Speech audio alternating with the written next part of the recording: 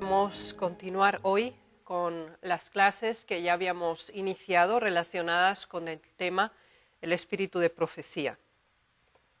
La estructura de nuestras clases ha tenido una dinámica sistemática en el sentido de que las primeras 17 lecciones que hemos tenido han sido básicamente formativas en cuanto al espíritu de profecía como tal. Sin embargo, ahora vamos a entrar en una segunda parte de este estudio, que serán las lecciones 18, 19 y 20. Estas son 3 lecciones que vamos a dedicar a dar ejemplos del modo de investigar un tema en el espíritu de profecía. Van a ser 3 temas diferentes y intentamos que les puedan servir como de modelo o de patrón para poder por sí mismos, en las situaciones en que puedan necesitar, saber cómo buscar una aclaración a una cita que quizás les impresiona o que por otros es usada incorrectamente, y con el fin de llegar a las conclusiones correctas poder hacerlo.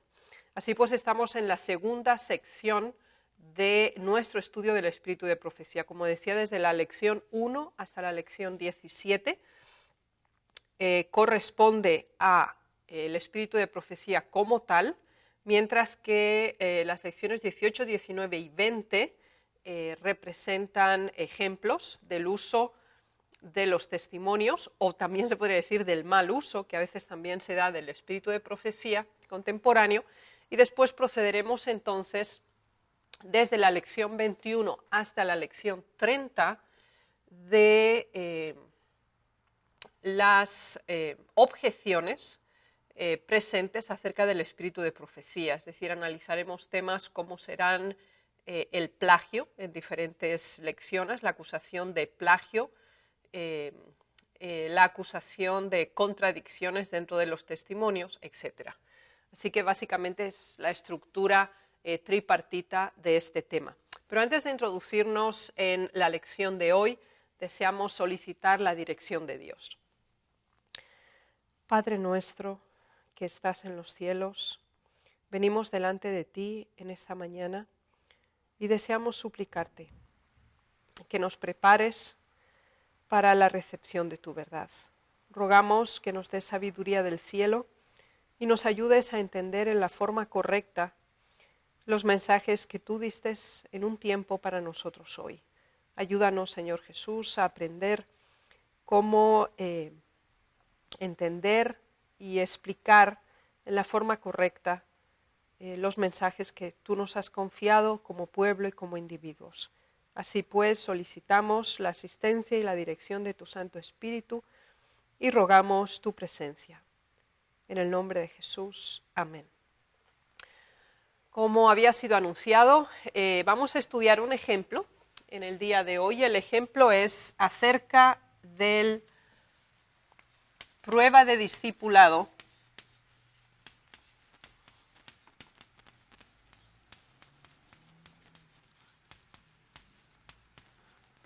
la carne.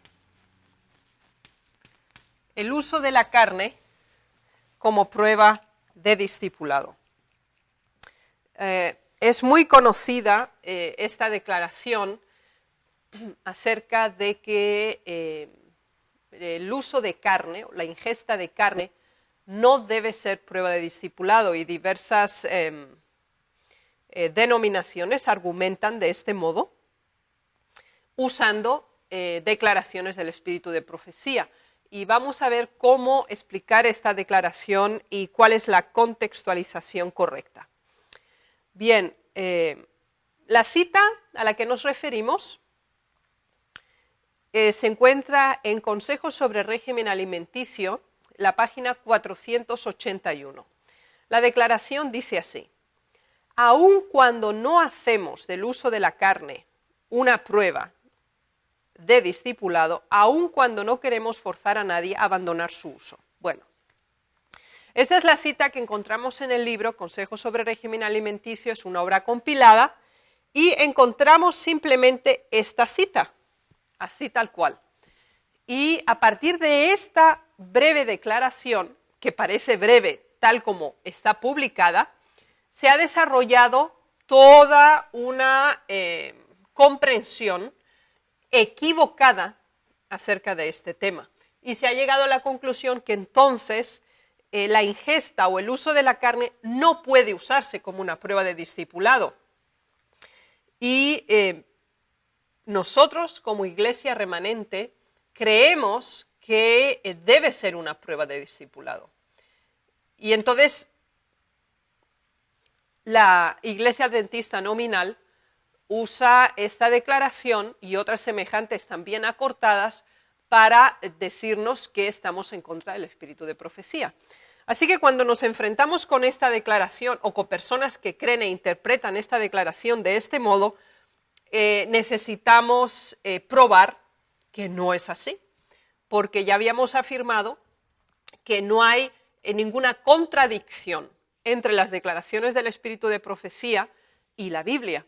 Entonces, y nos encontramos con esa cita, ¿cómo la explicamos? Ese es el punto. Entonces, eso es lo que vamos a intentar hacer en esta clase.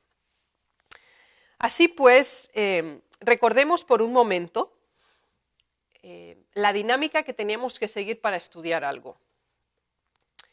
El primer elemento que necesitamos confirmar es que los escritos inspirados de la hermana White confirman los mensajes bíblicos acerca de la alimentación. Las páginas de los testimonios dedicados a este tema son muchas y abundantes, y por ello deseamos recomendarles que lean, dentro de este contexto que vamos a estudiar de este tema, los libros Consejos sobre régimen alimenticio, Consejos sobre salud y Ministerio de curación. Sin embargo, lo que se va a analizar en detalle es el manuscrito que fue leído en la presencia de los delegados a la Conferencia General en el año 1909, y se usa este manuscrito para probar que no debe hacerse del uso de la carne una prueba de discipulado. Y en ese contexto deseamos estudiarlo. Así que el primer elemento que tenemos en cuenta, si lo recuerdan, teníamos que tener claro el tema que vamos a estudiar. Entonces, este es nuestro primer tema, ya lo tenemos claro. El tema que nosotros queremos estudiar es precisamente, ¿puede hacerse del uso de la carne una prueba de discipulado, sí o no? Tomando esta cita de Consejos sobre régimen alimenticio, dice que no se debe hacer prueba de discipulado, es decir, no debe ser una prueba para candidatos al bautismo. Sin embargo, la Biblia confirma que en estos tiempos no podemos hacer ingesta de carne. Entonces, ¿cómo coordinamos estas declaraciones y cómo lo explicamos a personas que se aferran a esa declaración fuera de contexto? Así que bueno, lo primero que tenemos es el tema, ese es el tema que vamos a estudiar, y ahora tenemos que recopilar todo lo que hay sobre esa declaración. ¿Lo recuerdan? Nuestro segundo paso es la recopilación o la reunión de los documentos existentes acerca del tema que nos ocupa. Entonces, hacemos una revisión de los testimonios que tenemos y llegamos a la siguiente conclusión. Esta declaración breve de Consejo sobre régimen alimenticio corresponde a un manuscrito y se convirtió en un mensaje que fue dirigido a la delegación de la Asociación General en el año 1909. Así que ya tenemos el tiempo, que ha sido el resultado de ese trabajo. Entonces, fue el año 1909 cuando se hizo esta declaración, y esa no es una declaración aislada, forman parte de un manuscrito completo, y vamos a ver el número de páginas también, es relativamente extenso, y fue dirigido a la Asamblea de la Conferencia General de la Iglesia Adventista del Séptimo Día en el año 1909. Ahora, ese mensaje que fue enviado por escrito, que fue leído en esa asamblea de Conferencia General, lo encontramos transcrito en diversos libros. Entonces, la primera vez que se editó, obviamente el mensaje está originalmente en inglés, se editó en el volumen 9 de Testimonios para la Iglesia. Esa fue la primera publicación oficial que hubo, en las páginas 153 a la 166. Es paginación en inglés que estoy citando. Ahora se produjo una traducción al castellano.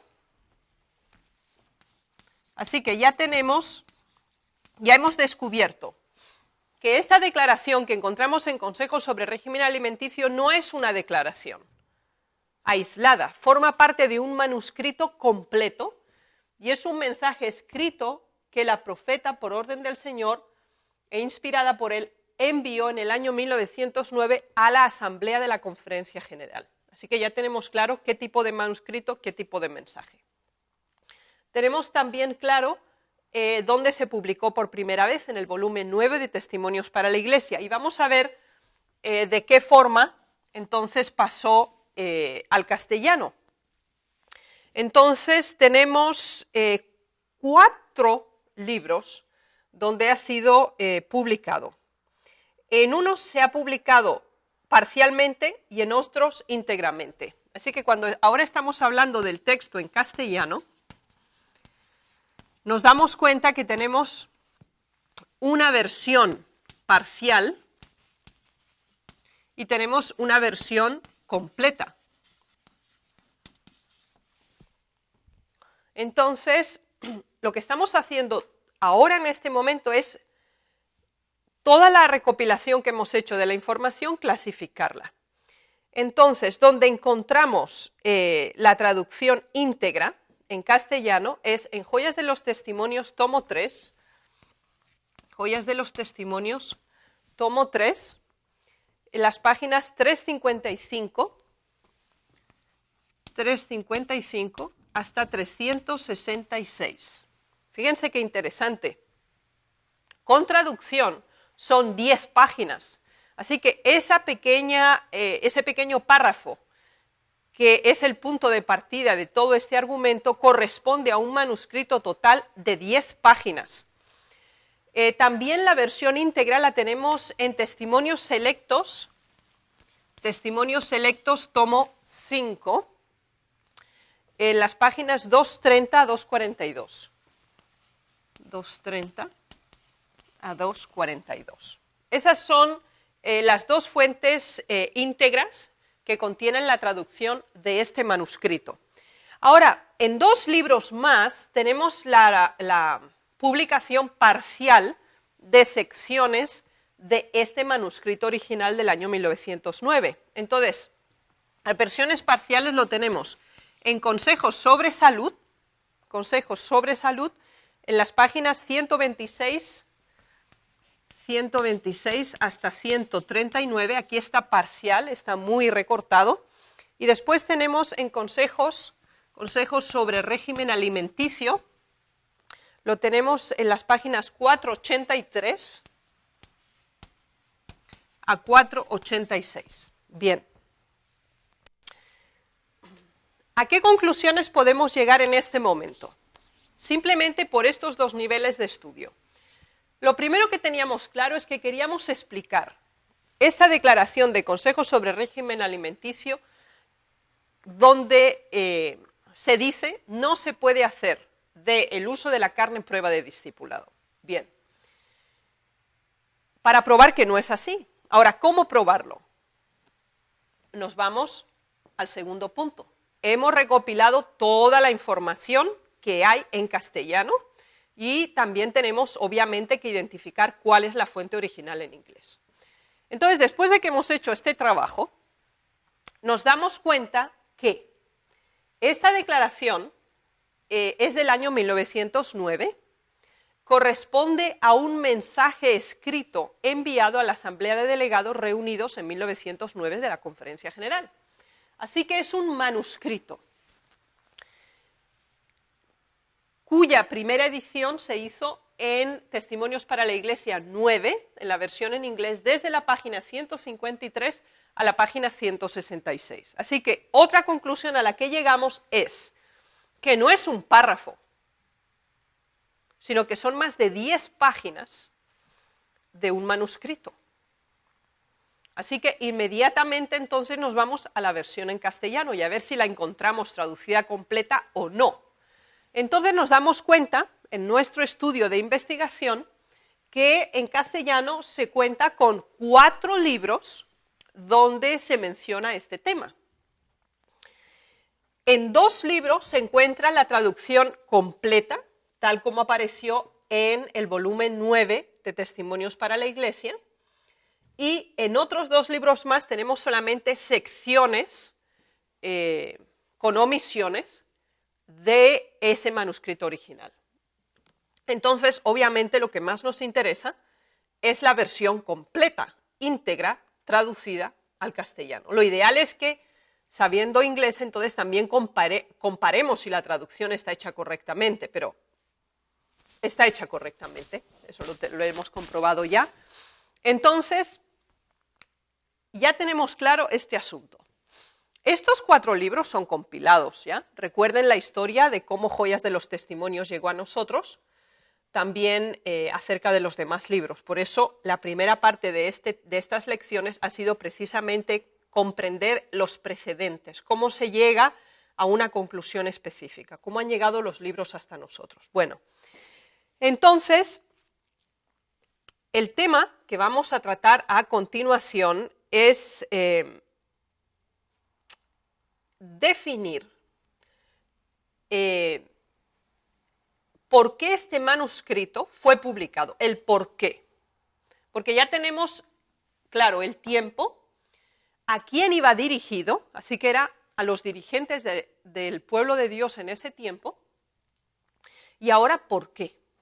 Y cuando leemos, más de una vez tenemos que leerlo, obviamente, 1, 2, 3 y las que sean necesarias, nos vamos a dar cuenta que el manuscrito se produjo porque realmente tiene el propósito de ser una censura, una amonestación al incumplimiento de los principios de la Reforma Pro Salud. Así que es una apelación y es un ruego a la puesta en práctica de los mismos. Así que el incumplimiento de la luz que se había recibido de la Reforma Pro Salud y la apelación a que, por favor, se cumplieran los mensajes dados de la Reforma Pro Salud es el móvil, el motivo por el cual se da este mensaje. Así que es un mensaje de censura, de amonestación, que lleva a una apelación con el fin de provocar una reforma, un cambio. Entonces, esto ya lo tenemos claro.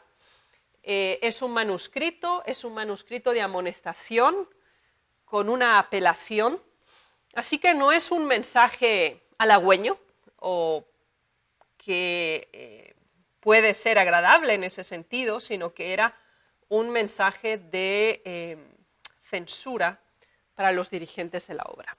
Bien, cuando ya tenemos claro el tema, el tiempo, el texto, a quién va dirigido y por qué iba dirigido, vayamos al texto en sí mismo. Vamos al texto en sí mismo. Este análisis de texto implica primero establecer las secciones que tiene el texto, porque lo que vamos a hacer es un análisis del texto. Cuando leemos esas algo más de 10 páginas, nos damos cuenta que ese texto está dividido en varias secciones cuyo punto central es la necesidad de aplicar en la vida diaria de todo adventista los requerimientos divinos revelados acerca de la alimentación saludable, considerando a los ministros, a los obreros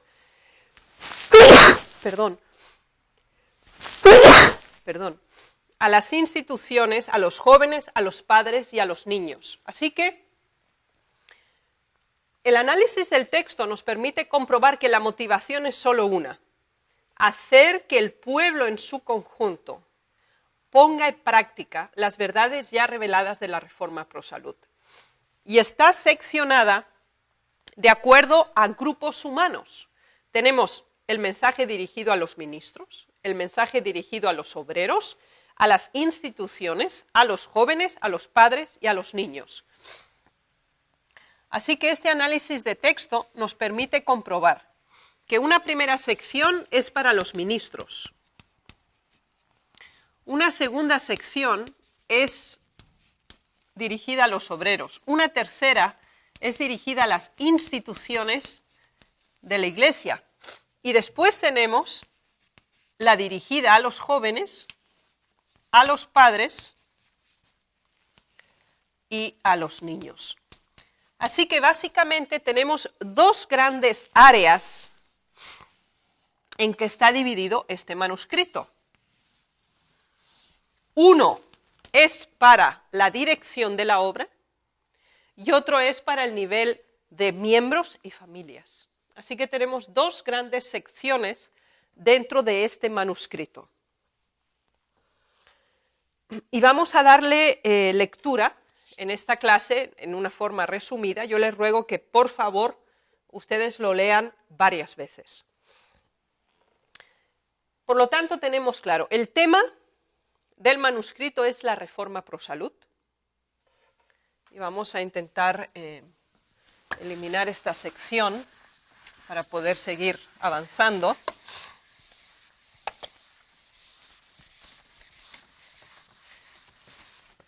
Porque vamos a ir siempre transcribiendo las conclusiones a las que llegamos acerca de este tema. Entonces, ya tenemos claro el tema.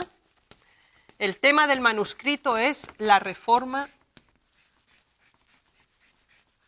Pro Salud. Ese es el tema del manuscrito.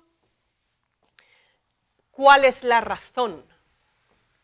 La razón es muy significativa, porque la razón, habíamos dicho, es una censura y una apelación. La razón es que se abandonó o no se practicó el incumplimiento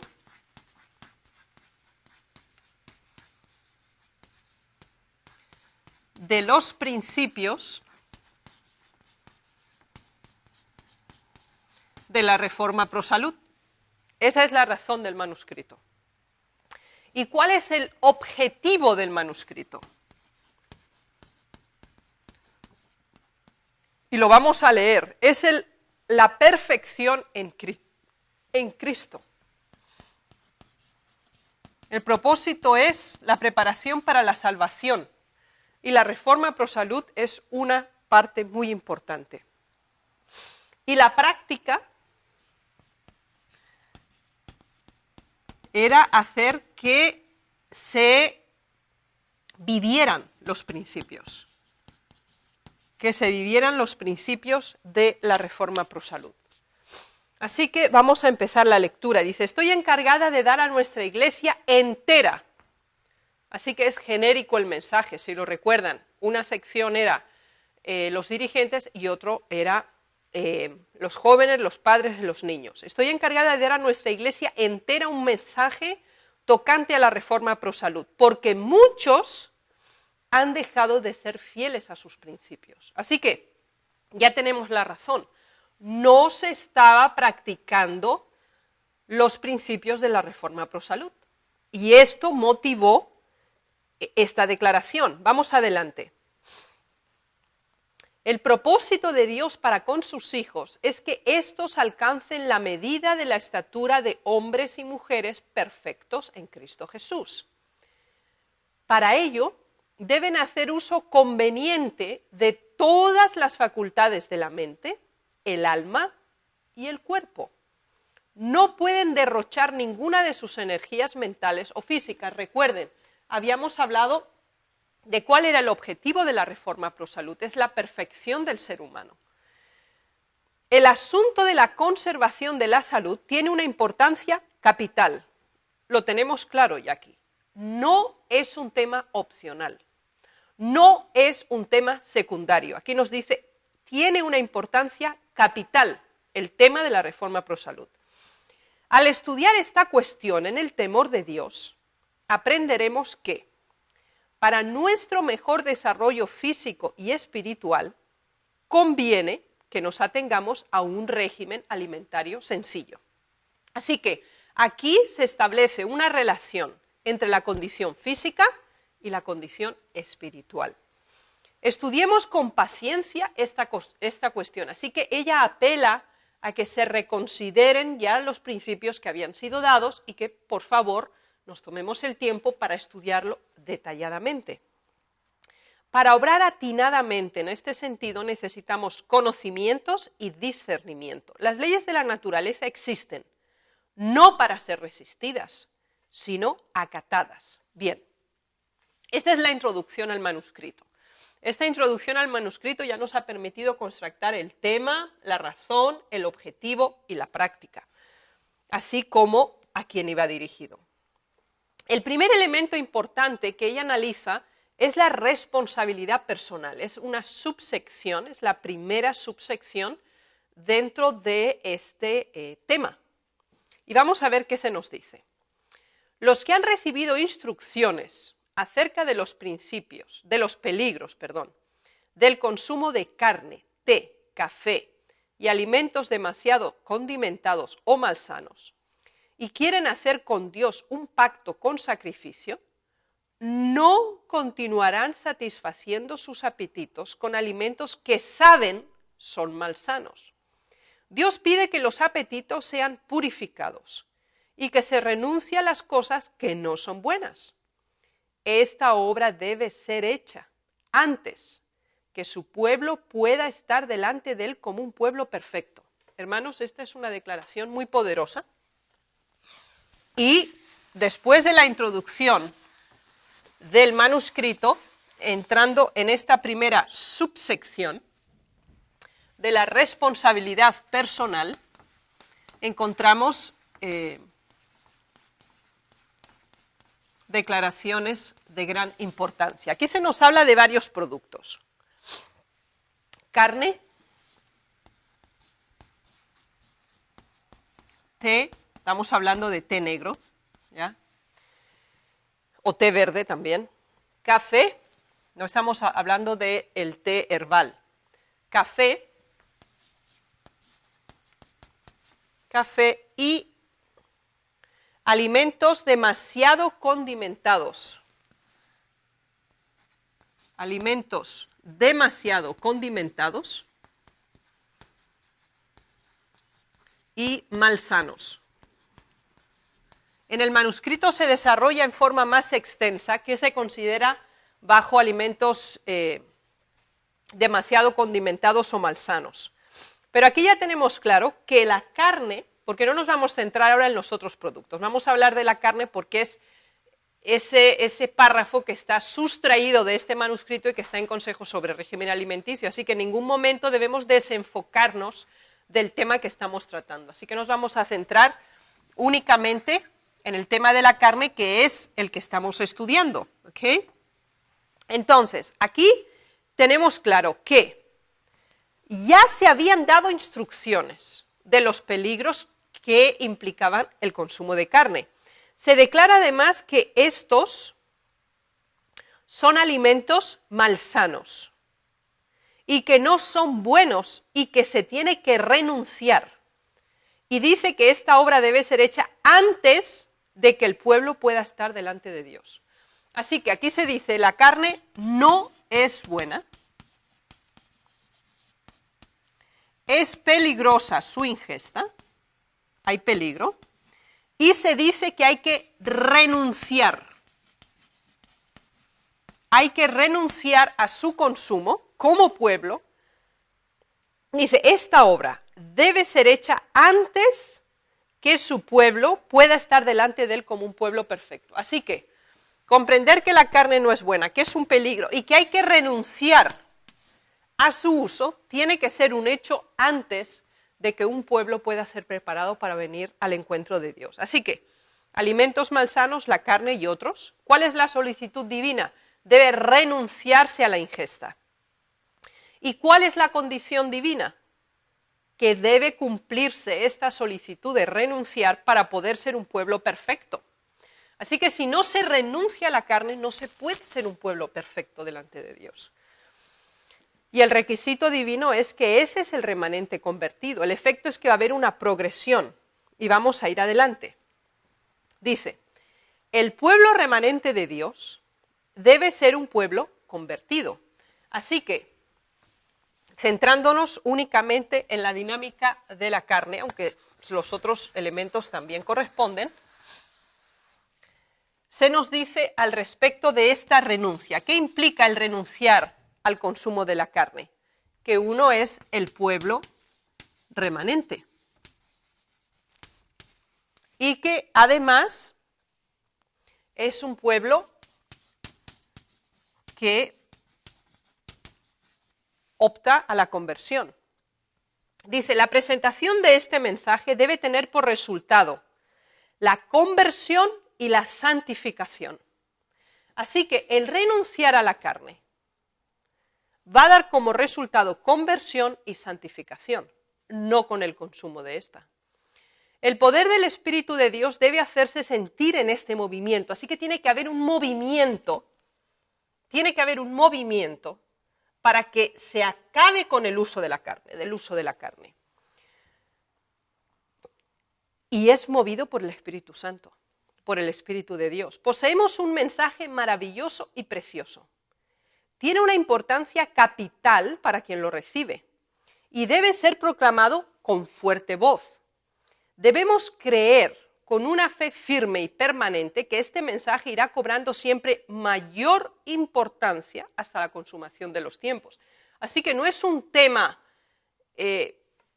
secundario y no es un tema que fuera de una vez y que ahí se estanca, sino aquí se nos dice que va creciendo en importancia, de acuerdo, nos aproximamos a la consumación de los tiempos. Y ahora viene un párrafo muy interesante.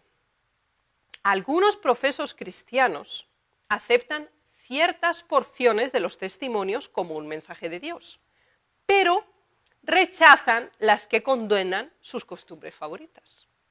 Tales personas trabajan para su mengua y la de la Iglesia. Es de todo punto esencial que andemos en la luz mientras la tenemos. Los que diciendo creer en la reforma pro salud niegan sus principios en la vida diaria, causan perjuicio a su alma y producen una impresión desfavorable en la mente de los creyentes y de los no creyentes. Así que aquí lo tenemos claro. Ahora vamos a la segunda subsección del manuscrito, que es fortalecidos por la obediencia. Dice, una solemne responsabilidad descansa sobre los que tienen conocimiento de la verdad. ¿Y cuál es? La de velar para que sus obras correspondan a su fe y que su vida sea refinada y santificada y que sean preparados para la obra que debe cumplirse rápidamente en el curso de estos últimos días del mensaje. Esto es muy importante, porque aquí se coloca la decisión acerca del rechazo, a la renuncia al uso de la carne, como una prueba de una vida santificada. Dice, no tienen ni tiempo ni fuerzas que gastar en la satisfacción de sus apetitos. Estas palabras deberían repercutir con fuerza ahora en nuestros oídos. Arrepentíos y convertíos para que sean borrados vuestros pecados, pues que vendrán los tiempos del refrigerio de la presencia del Señor. Hechos 3:19. A muchos de los nuestros les falta espiritualidad y se perderán, a menos que se conviertan completamente. ¿Queréis arriesgaros a ellos? Recuerden, ¿cuál era el tema? ¿Cuál era la razón del manuscrito? La reforma pro salud. ¿Por qué? Porque se habían abandonado los principios que se habían dado que debían practicarse. Y ella está hablando aquí que el no practicarlos promueve la falta de espiritualidad y lleva a la perdición de la persona. Y la pregunta es, ¿queréis arriesgaros a que pase esto? Así que la apelación era practicar la verdad de la reforma pro salud, arrepentirse y convertirse. ¿Y cuáles serían las pérdidas si esto no se hace? Bendiciones, la gracia de Cristo y una religión saludable. Y la solución es un nuevo nacimiento. Vayamos adelante. Muchos se privan de las ricas bendiciones de Dios por su orgullo y falta de fe. A menos que humillen sus corazones ante el Señor, muchos serán sorprendidos y chasqueados cuando resuene el grito: «He aquí el esposo viene». Mateo 25:6. Conocen la teoría de la verdad, mas no tienen aceite en sus vasos para sus lámparas. En este tiempo nuestra fe no debe limitarse a un simple asentimiento, a una simple adhesión al mensaje del tercer ángel. Necesitamos el aceite de la gracia de Cristo para alimentar nuestras lámparas, hacer brillar la luz de la vida e indicar el camino a los que están en tinieblas. Si no queremos tener una vida religiosa enfermiza, debemos sin tardanza y con celo trabajar para nuestra salvación con temor y temblor. Muchos no son en manera alguna fieles a sus votos bautismales. Su celo se ha enfriado por el formalismo, los deseos mundanales, el orgullo y el egoísmo. Algunas veces están emocionados, pero no caen sobre la roca, Cristo Jesús. No vienen a Dios con corazones quebrantados por el arrepentimiento y la confesión. Aquellos en quienes se produce una verdadera conversión manifestarán los frutos del Espíritu en su vida. Pluguiese a Dios que aquellos que tienen tan poca vida espiritual comprendieran que la vida eterna no puede otorgarse sino a quienes han llegado a ser participantes de la naturaleza divina y han huido de la corrupción que reina en el mundo por la concupiscencia. Hermanos, hasta aquí nos damos cuenta que todo el tema es la reforma pro salud y la renuncia a la ingesta de carne. Solo el poder de Cristo puede obrar en el corazón y la mente, la transformación que deben experimentar todos los que quieran participar con Él de la nueva vida en el reino de los cielos. El que no naciere otra vez, dice el Salvador, no puede ver el reino de Dios. La religión proveniente de Dios es la única que nos puede conducir a Él. Para servirle convenientemente es necesario haber nacido del Espíritu Santo.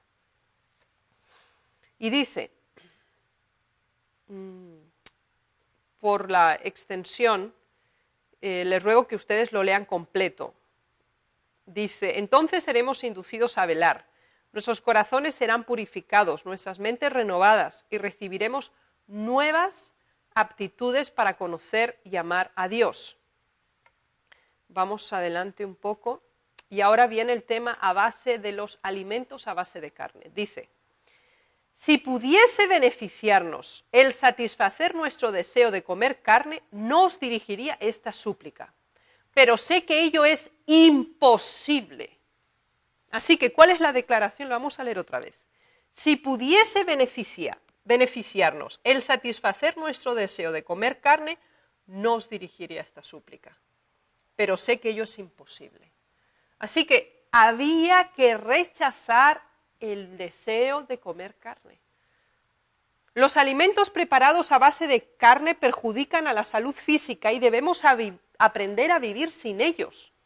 Los que están en situación de poder seguir un régimen vegetariano, pero prefieren seguir sus propias inclinaciones en este asunto, comiendo y bebiendo como quieren, irán descuidando gradualmente la instrucción que el Señor ha dado, tocando a otras fases de la verdad presente.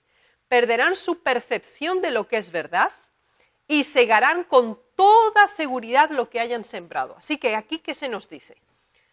Yo no puedo deciros, dice la profeta, que podéis seguir comiendo carne, porque esto es imposible. No se puede seguir comiendo carne, eso lo dice en 1909. ¿Por qué? Porque el que está comiendo carne, dice, va a rechazar otras verdades relacionadas con la verdad presente y con toda seguridad perderá la percepción de la verdad. Y ahora vamos a las instituciones. Dice, se me ha mostrado que no debe servirse a los alumnos de nuestros colegios carne, ni otros productos reconocidos como dañinos para la salud. Ninguna cosa que pudiera hacer apetecer estimulantes debe ser colocada sobre la mesa. Al decirlo, me dirijo tanto a los jóvenes como a los adultos y a los ancianos. Absteneos de las cosas que puedan dañaros. Servid al Señor con sacrificio. Así que, ya se ha dicho claramente, yo no puedo decir que podéis comer carne. No podéis hacerlo más. Los niños deben participar con inteligencia en esta obra. Todos somos miembros de la familia del Señor. Y Él quiere que sus hijos, ancianos y jóvenes, resuelvan sacrificar sus apetitos y economizar el dinero necesario para construir capillas y sostener a los misioneros. Estoy comisionada para decir a los padres, colocaos enteramente, alma y espíritu, del lado del Señor en este asunto. Debemos recordar en estos días de prueba que estamos en juicio delante del Señor del universo. ¿No renunciaremos a las costumbres que os causan daño? Las palabras valen poco. Mostrad por vuestros actos de abnegación que queréis obedecer a las órdenes que el Señor da a su pueblo peculiar. Luego, colocad en la tesorería una parte del dinero economizado por medio de vuestro renunciamiento y habrá recursos para proseguir la obra de Dios. Fíjense qué interesante. La profeta dice, tomad la decisión de renunciar al consumo de carne. Y todo el dinero que hubierais usado en comprar la carne lo vais a dar como ofrenda. Y va a progresar la causa. Algunos piensan que no pueden vivir sin comer carne. Pero si quisieran ponerse de parte del Señor, decididos a andar resueltamente en la senda en que Él nos ha guiado, recibirán fuerza y sabiduría como Daniel y sus compañeros. Dios les daría entendimiento sano. Muchos se sorprenderían al ver cuánto podrían economizar para la causa de Dios mediante actos de renunciamiento. Así que este párrafo nos dice que si se come carne, no se está de parte del Señor. Eso es muy interesante. Las sumitas ahorradas por actos de sacrificio contribuirán más para edificar la causa de Dios que las donaciones cuantiosas que no son el fruto de la abnegación. Así que se han dado varias razones ya hasta aquí para renunciar a la carne. Es una orden divina.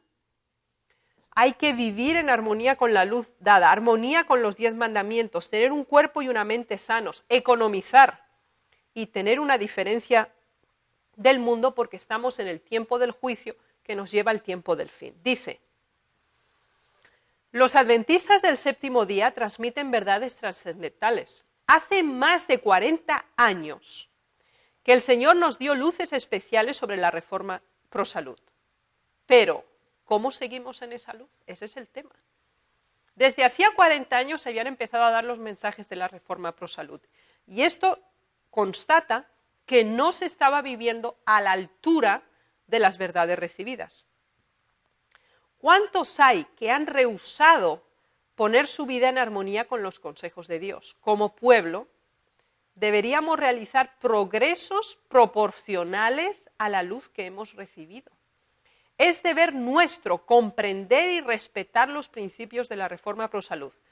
En el asunto de la temperancia, deberíamos dejar muy atrás a todos los demás. Sin embargo, hay en nuestra iglesia miembros a quienes las instrucciones no han faltado, y hasta predicadores que demuestran poco respeto por la luz que Dios nos ha dado tocante a este asunto. Comen según sus gustos y trabajan como mejor les parece. Es una advertencia muy seria. Colóquense los maestros y directores de nuestra obra firmemente sobre el terreno bíblico en lo que se refiere a la reforma pro salud y den un testimonio definido a los que creen que vivimos en los últimos tiempos de la historia de este mundo. Así que es un testimonio renunciar a la carne como prueba de que estamos viviendo en los tiempos del fin. Debe haber una línea de separación entre los que sirven a Dios y los que se complacen a sí mismos. Así que el rechazo de la carne es una prueba de diferenciación. Se me ha mostrado que los principios que nos fueron dados en los primeros días de este mensaje no han perdido su importancia y debemos tenerlos en cuenta tan concienzudamente como entonces. Hay algunos que jamás han seguido la luz dada en cuanto al régimen y ya es tiempo de sacar la luz de debajo del almud para que resplandezca con toda su fuerza. Los principios del sano vivir tienen una gran importancia para nosotros como individuos y como pueblo. Cuando me llegó el mensaje de la Reforma Pro Salud, yo era débil y predispuesta a frecuentes desmayos. Suplicaba al Señor que me ayudara y Él me presentó el vasto plan de la Reforma Pro Salud. Me mostró que los que guardan sus mandamientos deben entrar en una relación sagrada con Él, y por la temperancia en el comer y el beber, guardar su mente y su cuerpo en las condiciones más favorables para servirle. Esta luz fue una gran bendición para mí. Me decidí en favor de la Reforma Pro Salud sabiendo que el Señor me fortificaría. Actualmente, no obstante mi edad, gozo de mejor salud que cuando era joven. Algunos aseveran que no he seguido los principios de la Reforma Pro Salud conforme los ha preconizado mi pluma, pero puedo afirmar que he practicado fielmente dicha reforma. Los miembros de mi familia saben que ello es verdad. Y ahora vamos a entrar directamente donde está esta declaración. Pero fíjense, hasta aquí, todas esas páginas que hemos leído nos muestran todo lo contrario, donde ella afirma, reitera, apela, amonesta al rechazo, a la renuncia de la ingesta de carne. Esta es la primera sección del manuscrito. Vamos a hacer una pausa aquí para seguir después y entrar directamente en el párrafo mencionado de consejos sobre régimen alimenticio. Tendremos 15 minutos de pausa y ruego al Señor les acompañe y nos vemos en breve. Adiós. Hasta luego.